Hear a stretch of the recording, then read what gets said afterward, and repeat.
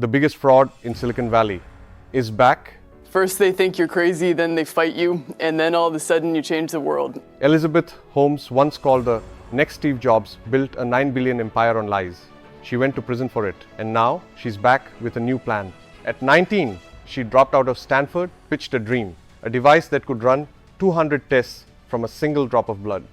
She had the voice, the black turtleneck, the charisma, and Wall Street ate it up. She raised 945 million from powerful investors. Rupert Murdoch, the Walton family, Walmart heirs, Betsy DeVos, Larry Ellison, Oracle founder, even Henry Kissinger and George Shultz sat on her board. But inside Theranos, the Edison machine didn't work. Holmes pressured employees, silenced whistleblowers, and ran fake demos for Walgreens and investors. It wasn't just bad science, it was deliberate deception. And she fooled some of the smartest, richest people in the world. She wasn't just rich, she was untouchable. She had a board stacked with Henry Kissinger, George Shultz, James Mattis. Politicians and generals gave her credibility. But inside Theranos, it was all smoke and mirrors.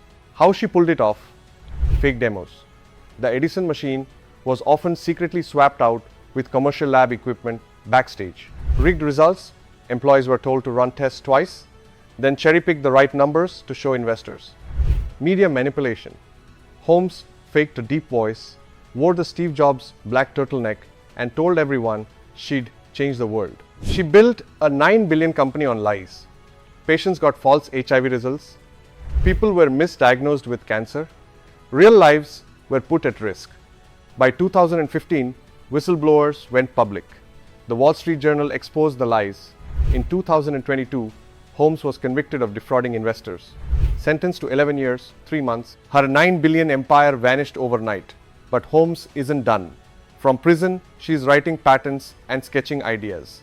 Her partner, Billy Evans, launched a new company, Hemanthus. The pitch? A device that uses lasers and AI to scan blood, saliva, or urine and instantly detect diseases. Sound familiar? This time, they're starting with pets. Why? Fewer regulations. And it's a 30 billion industry. Big name VCs? Not this time. Michael Dell's firm said no. Others remember Theranos all too well. So Evans turned to friends, family, and wealthy contacts in San Francisco and Austin. Millions raised quietly off Wall Street's radar. On May 11, 2025, Hemanthus admitted the connection. But to the public, it still feels like history repeating itself. Holmes' name has become a symbol of betrayal. Trusting her again? That's a hard sell. Elizabeth Holmes still has 7 years left behind bars. But her shadow hangs over every pitch and every prototype. Will her story end in redemption or another scandal? Would you trust her again?